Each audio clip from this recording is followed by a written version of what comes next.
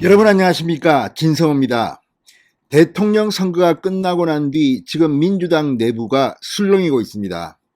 윤호중 원내대표를 비상대책위원장으로 결의했습니다. 그러나 어제 민주당 의원총회는 70%의 의원들이 여기에 반발했다고 연합뉴스는 보도합니다. 김두관 의원은 이재명 후보를 비상대책위원장으로 임명해야 한다고 주장하고 있고, 손혜원 전 의원 같은 경우 이재명 후보를 비상대책위원장이 아니면 서울시장으로 출마시켜야 한다고 주장하기도 했습니다. 자, 이번에 대선에서 패배했지만 이재명 후보와 윤석열 후보의 이 격차는 그렇게 크지 않았습니다. 헌정사상 가장 박빙의 대결을 한 겁니다. 차라리 크게 졌으면 문제가 없었을 텐데 아주 애매하게 패배했습니다. 그러나 한 표라도 이기면 그게 당선입니다. 그러다 보니 민주당 내부는 지금 친 이재명계, 이낙연계, 친문, 반문, 아무튼 이렇게 나뉘어서 지금 내분이 일고 있는 것으로 보입니다. 그런데 이재명 후보를 이렇게 비대위원장으로 추대하자는 목소리가 나오는 반면, 이재명 후보, 이제는 전 후보라고 불러야 되겠죠. 이재명 전 경기도지사의 운명은 앞으로 어떻게 될지 모릅니다. 지금 이렇게 이재명 전 도지사가 이 중책을 맡아야 되는 이유 중에 하나가 바로 검찰, 경찰 수사 때문입니다.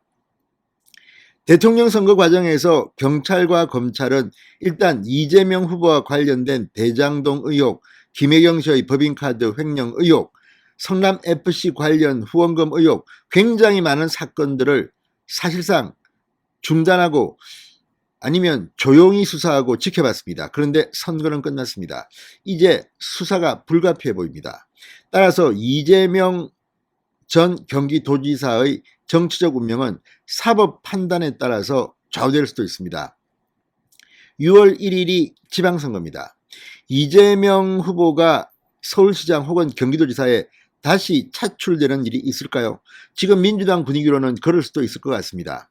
서울시장 후보로 나오는 게 저는 좋을 것 같습니다. 그렇다면 오세훈 시장과 한번 붙는 겁니다. 그러면 오세훈 시장의 덩치도 키우고 뭐 나쁘지 않을 것 같습니다. 그런데 이재명 후보의 앞날에 먹구름이 들이오는 듯한 흔적들이 드러나고 있습니다.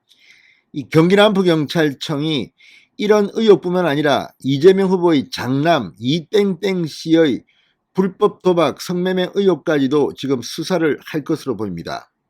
이런 가운데 선거가 끝난 지 이틀째인 어제 서울중앙지법에서는 대장동 재판이 있었습니다.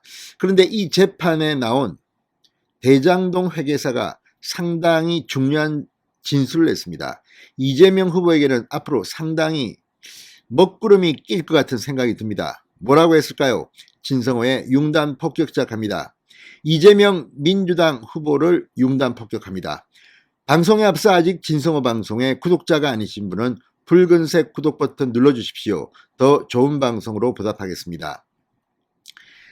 자, 이제 월요일마다 열리기도 했던 이 재판, 어제 열렸습니다. 그런데 대선 이틀 뒤기 때문에 대장동 의혹 재판은 이제 점점 관심을 끌 겁니다. 그전에는 선거 중이었기 때문에 이재명 후보가 당선된다고 가정하면 이 대통령은 형사소출을 받지 않습니다. 그러나 이제 이재명 후보는 앞으로 어떻게 될지 모릅니다. 게다가 또 하나 놀라운 사실은 이 이재명 후보와 관련해서 이재명 후보 본인도 대선 캠페인 중에 그런 말을 했기 때문입니다. 없던 죄도 뒤집어 씌워서 나를 감옥에 보낼 것 같아, 이런 취지의 발언을 했습니다. 굳이 할 필요가 없는 이런 언급을 왜 했을까요?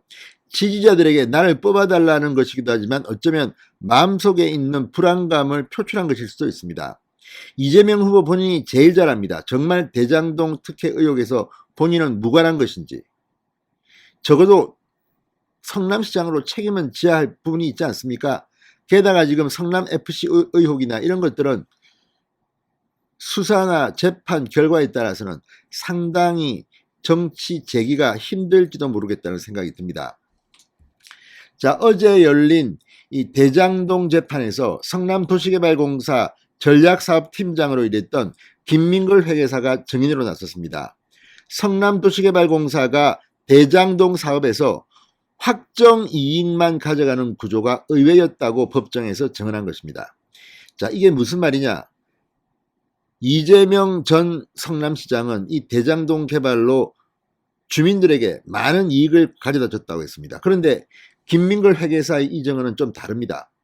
왜 수익률, 그러니까 비율로 가져가는 게 아니라 확정 이익만 가져가도록 했을까? 그렇게 되면 화천대유의 김만배 이런 사람들만 배불리는 거 아닙니까? 왜 성남도시개발공사가 이런 결정을 내렸을까요? 도시개발공사가 혼자서 이렇게 유동규 당시 사장 직무대행 마음대로 했을까요? 그렇지는 않을 것 같습니다. 자, 많은 정언들이나 정황들을 보면 이재명 성남시장이 직접 했거나 아니면 당시 정책실장입니까? 이재명 후보의 최측근으로 불리는 정진상 실장이 이 통로 구실을 했다, 이런 의혹이 제기되고 있습니다. 그게 사실이라면 어제 김민걸 회계사의 이 정언은 이재명 후보가 말했던 그것과는 좀 달라 보이기 때문입니다.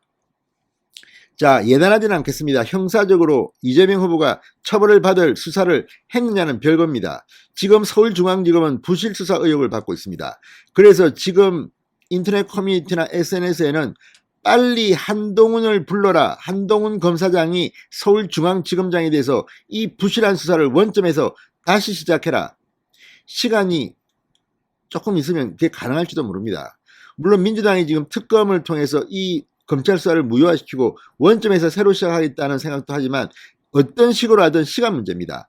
자, 한동훈 검사장 지금 물을 먹고 사법연수원 부원장으로 있습니다만 윤석열 대통령이 취임하고 법무부 장관을 임명하면 법무부 장관이 검찰 인사를 아마도 이번에는 8월 정기 인사를 7월로 당길 가능성이 큽니다. 그만큼 지금 검찰의 정상화가 시급하기 때문입니다. 한동훈이 출격하면 어떤 일이 벌어질까요? 어제 있었던 재판만으로도 이재명 후보는 어쩌면 이 대장동 특혜 의혹의 책임으로부터 벗어나기 힘들지도 모릅니다. 자, 어제 이 서울중앙지법 형사합의 22부 이준철 재판장 심리로 열린 대장동 사건 재판에서 이 김민걸 회계사는 상당히 중요한 발언을 합니다. 검찰이 공모 지침서 초안을 정민용 변호사와 함께 보면서 어떤 대화를 나눴느냐 이렇게 묻자 확정이익 방식이라고 저에게 보고됐을 때 조금 의외였다. 왜 의아했냐고 묻자 김 씨는 지분 참여라면 보통 지분율대로 이익을 나누는 게 상식인데 예상 밖의 확정이익 방식이라 의아했다고 말했습니다. 2015년 2월 공고된 대장동 사업 공모 지침서는 성남도계공이 대장동 사업으로 가질 수 있는 이익을 약 1,800억 원으로 한정하는 내용이 담겼다고 합니다. 성남도계공과 화천대유 등은 대장동 사업 시행사인 성남의 뜰을 함께 만들었습니다. 성남도계공이 성남의 뜰 지분을 50% 플러스 한 주를 가지고 있었습니다. 대장동 사업은 약 8천억 원의 이익이 난 것으로 알려져 있는데 사업이익이 많이 나게 되면 지분율에 비례해 수익을 얻도록 하는 게 통상의 이익 배분 구조인데 성남의 뜰의 지분 절반을 가진 성남도계공이 1,800억 원만 가져간 게 의아했다는 겁니다. 그러니까 성남도시개발공사가 더 많은 이익금을 갖고 올 수 있었는데도 그걸 포기한 게 아니냐는 의혹입니다. 자, 검찰은 1월 유동규 전 성남도시개발공사 기획본부장, 그러니까 당시는 사장 직무대행이었습니다. 화천대유 대주주 김만배 씨, 천화동인 4호 소유주 남욱 변호사, 5호 소유주 정영학 회계사 정민용 변호사 등이 공모해서 화천대유 측에 막대한 이익을 몰아주기 위해 설계한 것이라고 보고 있습니다. 공모 지침서 작성은 남욱이 성남도시개발공사에 입사시켜 성남도시개발공사 전략사업팀 파트장으로 일했던 정민용 변호사가 주도한 것으로 지금 전해지고 있습니다. 검찰은 어제 재판에서 이 김 씨에게 질문을 하자 김 씨는 이렇게 말했습니다. 이 정만용 씨가 대장동 사업 관련 업무에 대해 정인을 거치지 않고 유동규 씨에게 보고했느냐? 그러자 그런 사례가 많다.